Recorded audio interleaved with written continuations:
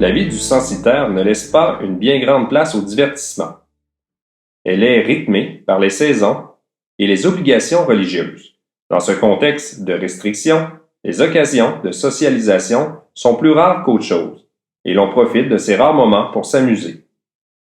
L'on fait aussi montre de ses avoirs, bien que les possessions matérielles se limitent souvent à l'utile, surtout au début de la colonie chez le paysan.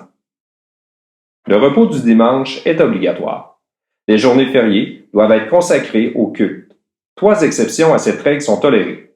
Le temps des récoltes, lorsqu'on se trouve en période de crise alimentaire, et l'entraînement de la milice du village, qui a lieu le dimanche, une fois par mois, pour les hommes de 16 à 60 ans.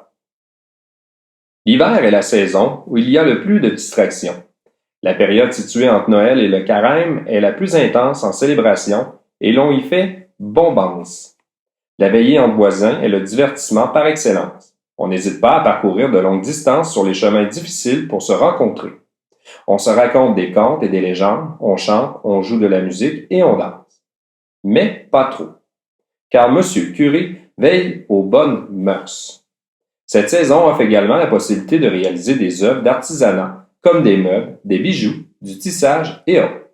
Il faut aussi mentionner la chasse à la sauvagine et au petit gibier, qui est un passe-temps très prisé sur notre territoire.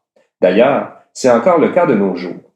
Il faut savoir que contrairement à la France, où cette activité est réservée aux propriétaires terriens, ici le censitaire a le droit de chasse et de pêche sur sa censive et à l'avant de celle-ci, si un cours d'eau s'y trouve. Comme en France, les armes à feu en Nouvelle-France avaient une très grande importance, et l'on encourage leur possession dans toutes les couches sociales. On oblige même les habitants à se déplacer avec leurs armes, poudres et munitions, sinon ils risquent une amende. On s'armait non seulement pour la chasse, mais aussi pour la défense personnelle et celle de la colonie, qu'on pense aux milices. De plus, avant l'arrivée du régime de Carignan en 1665 et la Grande Paix de 1713, les relations avec la plupart des Iroquois et les Français étaient belliqueuses. Autrement, le reste de l'année, on rompt la monotonie, entre autres en jouant aux cartes, aux dames, aux billes, en sculptant au couteau, en écoutant le crépitement d'un bon feu et en jasant, en fumant la pipe.